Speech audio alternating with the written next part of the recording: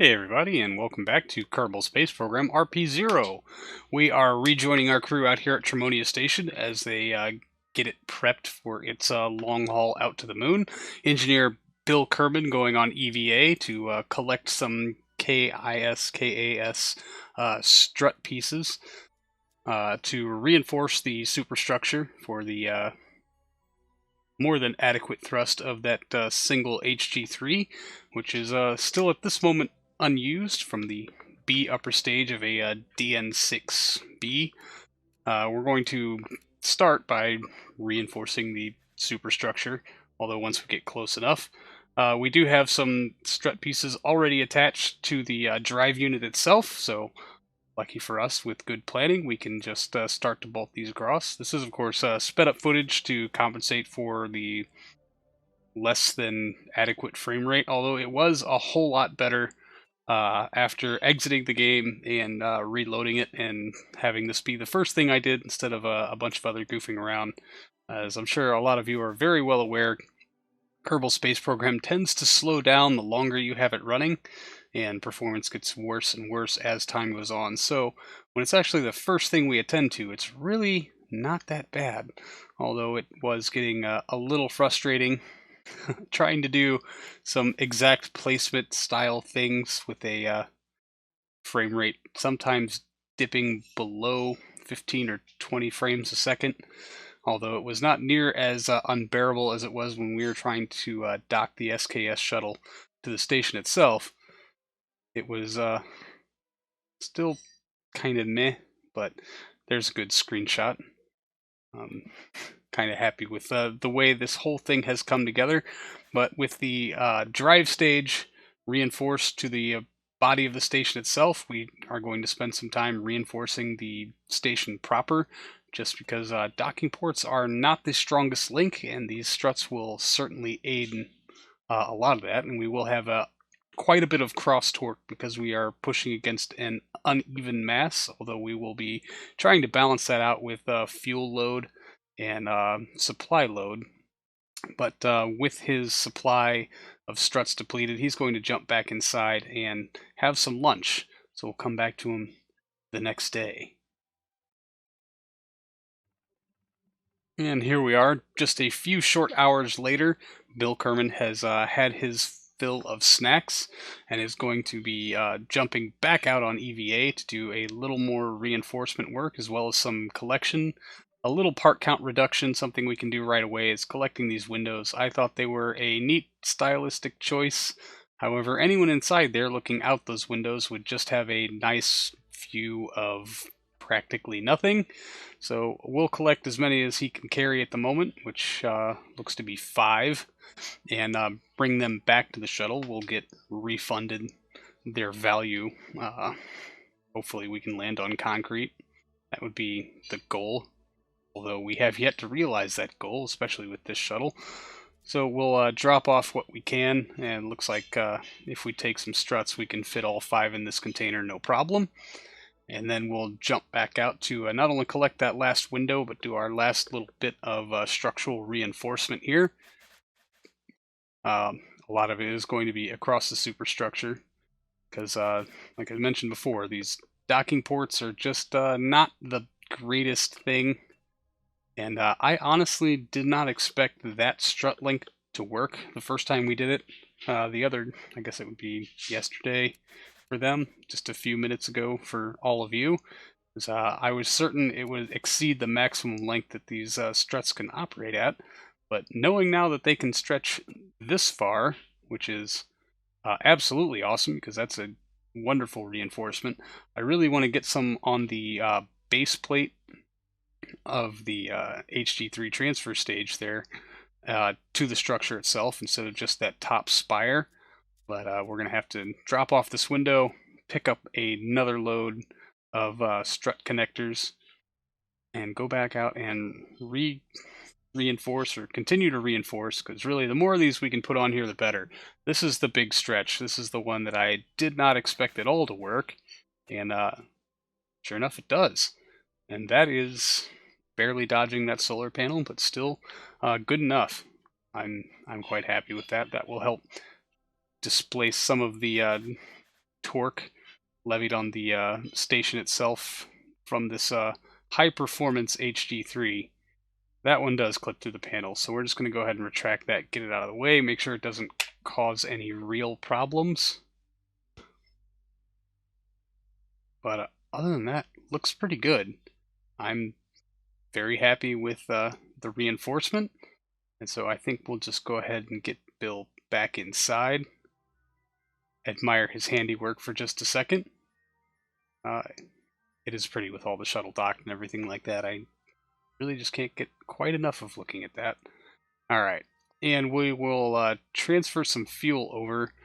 This takes an unusually long time because the tank in that crew cabin is so unbearably small. Small tanks take a very long time to fill.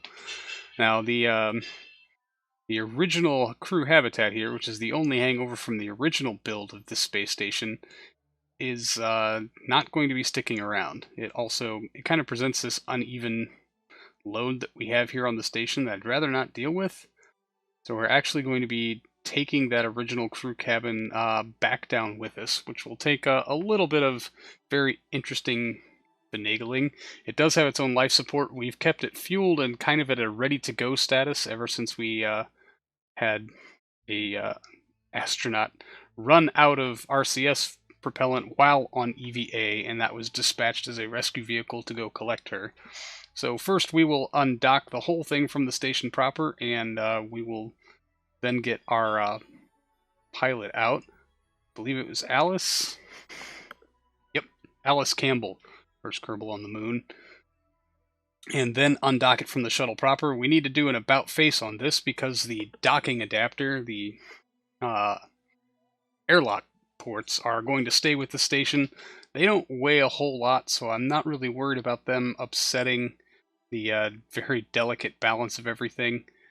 But it is made a little difficult by the lack of RCS ports on said airlocks. So we are very much off balance, but we can now set our target. We will set control from here, which of course inverts our controls, and before we go scraping across the body of the shuttle, I will forget which way I'm controlling from, and then try to get us at least somewhat angled into that docking port. It does take a little bit of a struggle, but it'd be better if we weren't bumping into the shuttle to do it, which I don't think we were, but just to make sure. So, again, operating on this thing almost entirely by the force of eyeball. Campbell will very delicately pilot this airlock thing in. Of course, she is very much off axis. We're going to try to compensate for that. A little bit of braking torque, try to level it out, and yeah, of course, it goes exactly as well as expected. So, just a quick back off. Try to be looking somewhat down the barrel here as we get things very loosely lined up.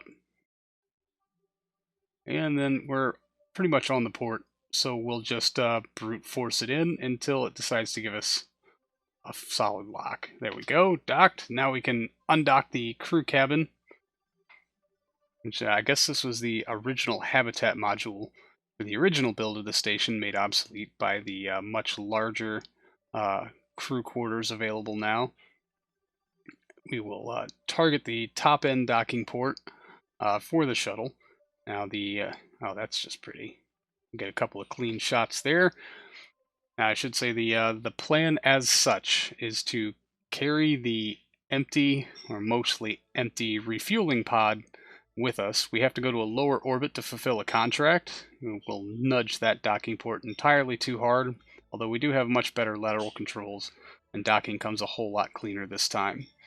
So we have to take the shuttle and crew down to a lower orbit. I think our maximum is 325 kilometers or so, and we'll circularize out our orbit at that altitude. We have to sit there for a couple of days. It's either 11, 14, I don't remember exactly. But first step here is definitely to get Alice back into the command chair of the shuttle. We'd like to do some accurate piloting from that seat. She's got lots of neat things to fly. So yeah, we're going to lower our orbit in total. camp out there for a couple of days and then bring the shuttle home. But unfortunately, the very first thing on our agenda is going to be to deal with the station, as liquid hydrogen boil-off presents a serious problem as far as that thing having enough available delta V to get the job done.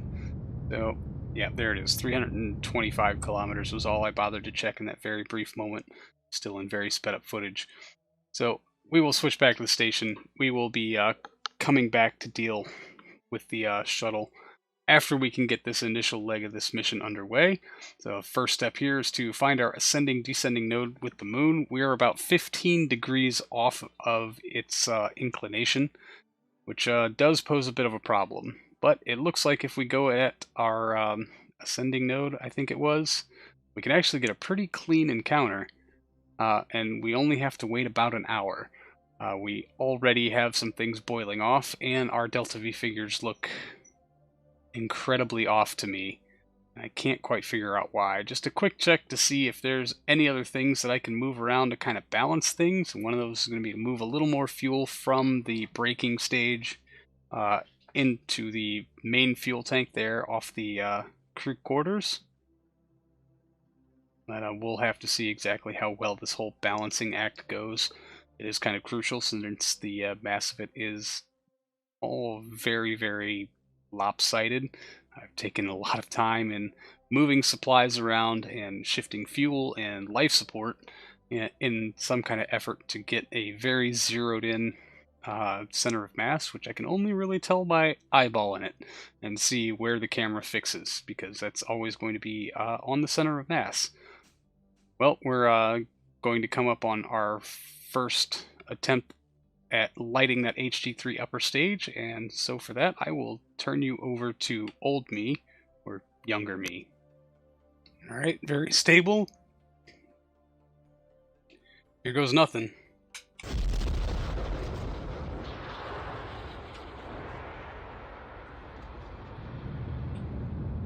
We have a quality light.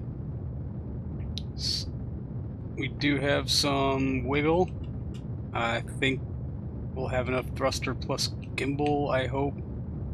Nope, does not look like it. Let's set the computer to maneuver. Alright, we're going to come down on the throttle a whole lot. This is not what I wanted to do. But yeah, thrusters are not enough to prevent that. What can we ditch? Oh man, we can ditch a lot. What am I doing? Go away. Oh, no, no, no. This is going badly. Carbon dioxide. Dump, dump, dump, dump.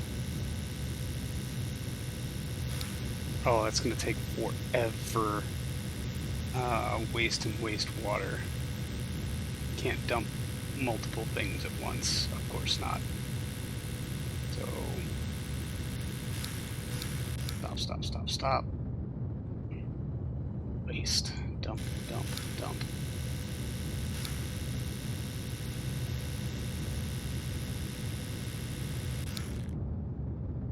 Close you. Wastewater.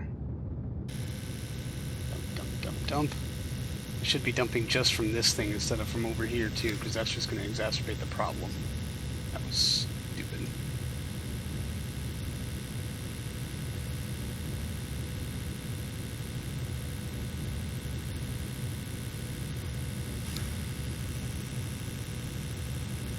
Yep, we are way, way off. Oh no. Not going well. Crap. Come on. Stop.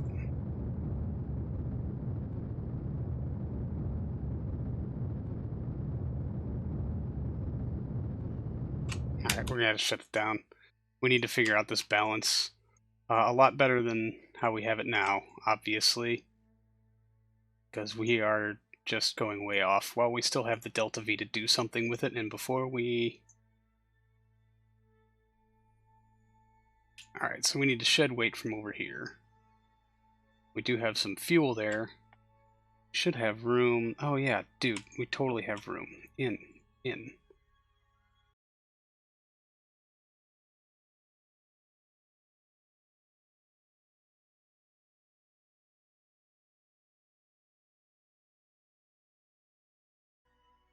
Wow, that takes for absolute ever. Oh, I should not have waited this long. We're probably going to have to go to extraneous measures here to stop the roll. There we go.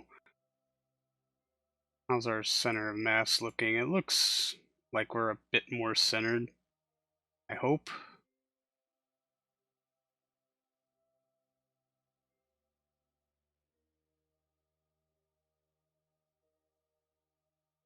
Where are you going, man?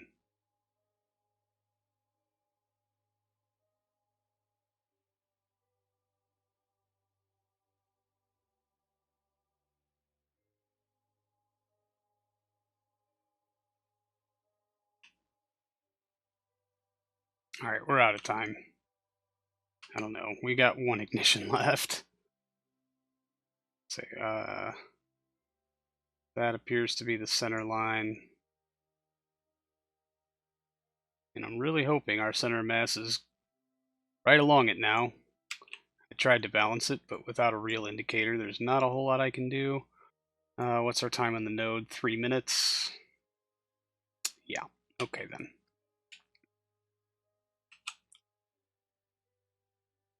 Why didn't I quick save? Now's a good time. So we'll just spend a second or two trying to get on the node just a little bit more, balancing out a few more of our vital resources. Good light on the HG3. Spooling, spooling, lit. Fantastic. And then in a little bit of speddy uppy bits, we'll just try to get ourselves angled in on the node and see how well this thing holds its own heading. Fingers crossed. Hands off the controls. Sailing straight. Please, please, please stay this way. Please, please, please don't let us miss the moon. Entirely too terrified to physics warp through this burn. And what would result would be the single longest light of an HG3 engine, I think, in the space program's history. We are going to run this thing for possibly a full minute beyond its rated runtime of 10 minutes. Which, it is recognized by test flight, it's just been maxed out for pointage, so we very, very rarely see an HG3 failure, although they have occurred at some points before. It is just not likely, but again, we are pushing this thing a little bit beyond its design specification, which always scares me a little bit because, well, trying to dock a replacement once this thing has really started to shift its orbit is not going to be fun, and I really just prefer not to, I suppose. That's the lesson here. But yeah, it's very, very, very slow going. You can see our thrust to weight ratio coming in at a lovely 0.43, although I never actually bothered to check the tonnage for what we're pushing. I would readily assume it's a little bit north of the 280 some odd tons. This thing is really rated to push to the moon, and that would be including the empty mass of the HG3 stage itself. And of course we did burn radially in obviously the wrong direction, which I guess I should have corrected for, or maybe even induced a spin on the station as a whole before lighting this engine, and maybe it would have gone a lot better. But then again, if I had just moved fuel around from the get-go instead of trying to dump waste product, it probably would have gone a whole lot better. Although really I could have dumped all the waste product before starting this, and we would have saved maybe tens of meters per second in delta V. So what this thing lacked in anything interesting really to talk about, it made up for in spades with absolutely beautiful scenery and kind of being an epic feat of itself. This is my This is my first really kind of quality space station in RSS, and definitely air quotes around quality. I was quite proud of it, and to push something this massive and this awkward all the way out to the moon, where it can serve a purpose again and actually fulfill its role as a research center and a fuel depot, encouraging our continued presence on the lunar surface, is rather exciting to see this thing move on to the next phase of its mission. I can't help but be a little bit of a proud papa. But that doesn't mean that the burn was any more interesting. So we'll just speed up the accelerated footage a little bit as we are finally getting up towards the end of the burn. We will roll back the throttle on the HG3, trying to be some kind of accurate, but it looks like our discrepancy was just a bit too big. And come engine shutdown with about 38 meters per second left, we will go ahead and stage that off. It lacks any more ignitions to be any use to us, and we do not have an encounter with the moon, which was extraordinarily disappointing. But after as far off from our thrust vector as we were, not surprising. Now, what confuses me somewhat is trying to plot a node to correct for this. If I come out here and correct the node inclination wise and then try to correct, it gives us a very small window for an encounter, which is super confusing because I did not think that we would be so easily popped in and out of the moon's SOI without being able to bring that orbit down at least a whole lot closer to the moon. So I don't know if correcting way out here is going to be necessarily worthwhile, although it's really hard for me to try to figure out exactly what is going on here. So it does look like I can maintain some kind of node here, or some kind of encounter. I would just really prefer not to do it way out there. With such a drastic change, it comes out to be like something around 200 some odd meters per second. And I think we can do it much more efficiently if we do it sooner. And yeah, this is coming in at like 86 meters per second and gives us a very nice close flyby. So we will change our control from here to a docking port on the braking module and spin ourselves 360 degrees. Of course, we have a lot of fuel that we can move around, a whole lot of Aerozine N2O to feed that Apollo service propulsion engine. We'll go ahead and light it up just as soon as we can. The earlier we can make a correction like this, I think the better off we'll be. The balance is still just a tiny bit off, and without the mass of the HG3 stage to kind of act as an anchor, it really just doesn't help very much.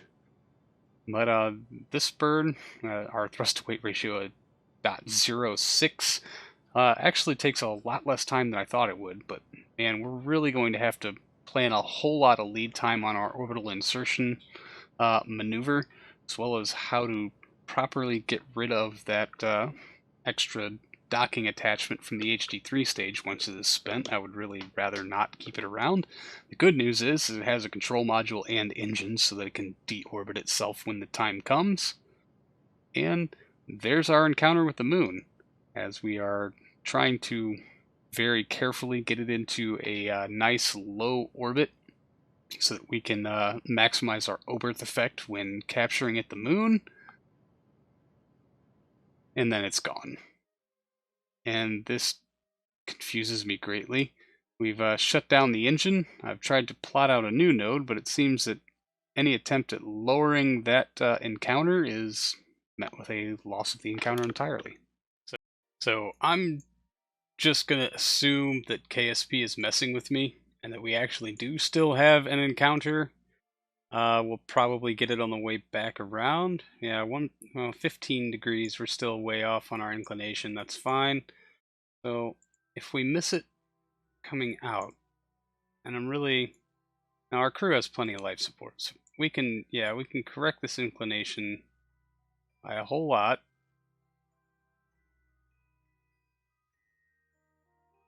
And that does bring us in. And then, yeah, if we touch it in any direction, we lose it. I'm going to assume that we actually have an encounter on one of these, either the way in or the way out. I guess on the way out, we shouldn't be beyond the moon's SOI. Although maybe we're coming in not too far under, and then, yeah, before we hit. So just in case, we'll add this maneuver to flatten this, but I don't know why our encounter just disappeared as it was getting closer and closer, and then suddenly nothing. It mystifies me how bad it is at calculating these things sometimes. So we'll take a quick save. And I guess we'll be getting to all of that next episode, because I have kept all of you here for far, far, far too long. But so far, the big push is a success. The main drive stage worked really well. Our 2-orbit stage is working. We're not experiencing too much wiggly wobbles, which is also absolutely fantastic. So I'm excited. This is going way better than I ever thought it would. I guess all these struts really made a difference. Anyway, that's going to do it for this episode, everybody. Thank you so much for hanging out. I really do appreciate it, and I will see all of you in the next one.